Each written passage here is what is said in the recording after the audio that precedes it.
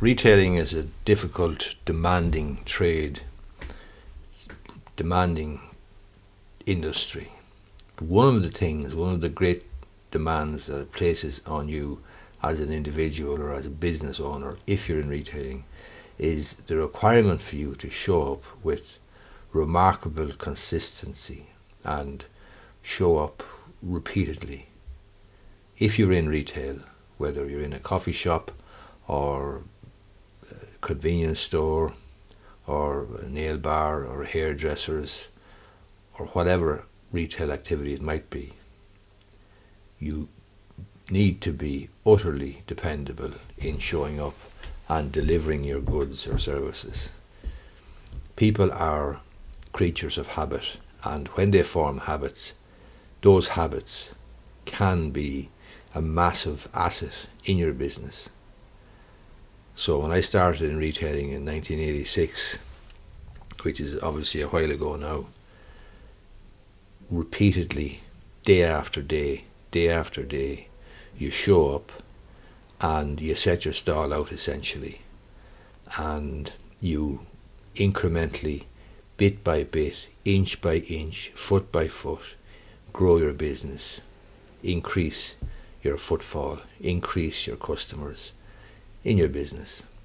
However, if you fall asleep at the wheel, or if you somehow become known as inconsistent, or you fail to show up, people will simply go elsewhere, because people are creatures of habit and they form daily habits very, very quickly. And those habits, when they form them, can be a remarkable, powerful asset for your business.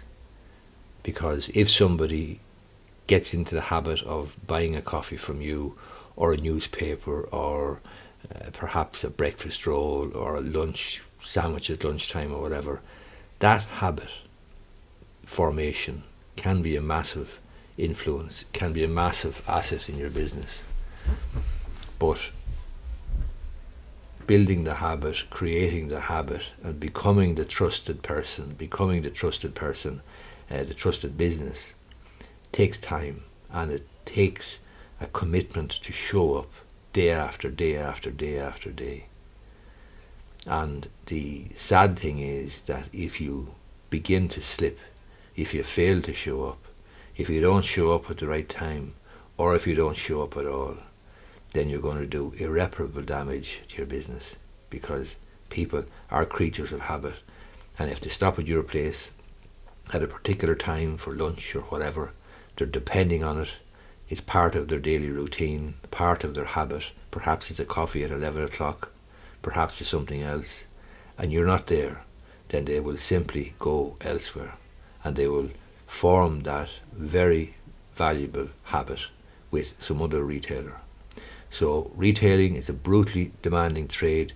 There are some fundamentals though that are so fundamental and so seminal to being in retail that you simply cannot avoid them, and you are on the road to failure, quite frankly, if you don't accept that the very first thing that you must do in retail is show up with utter dependence and reliability. If you don't, your business won't thrive. And whatever progress you make in your business, every time you fail to show up or show up late, your business is going to be set back significantly more than one or two or three individuals, because that bond of trust, that bond of being able to rely on you for whatever it is, maybe it's a lunchtime roll, maybe it's afternoon tea, if the people form a habit and you're not there, then you're going to do immeasurable damage to your business. So when you enlist, you may soldier.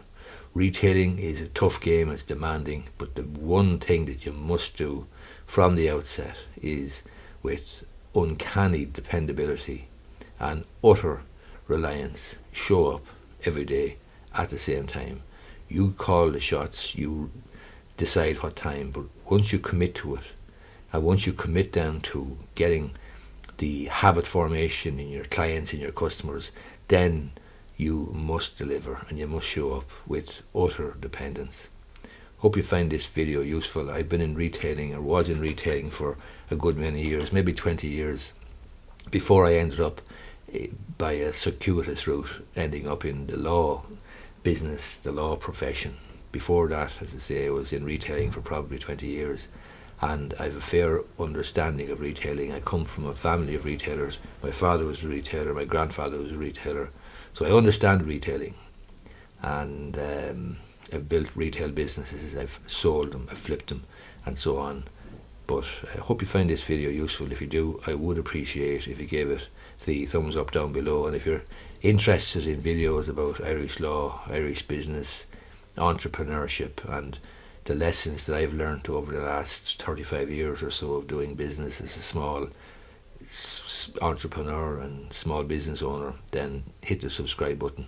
Thanks a lot.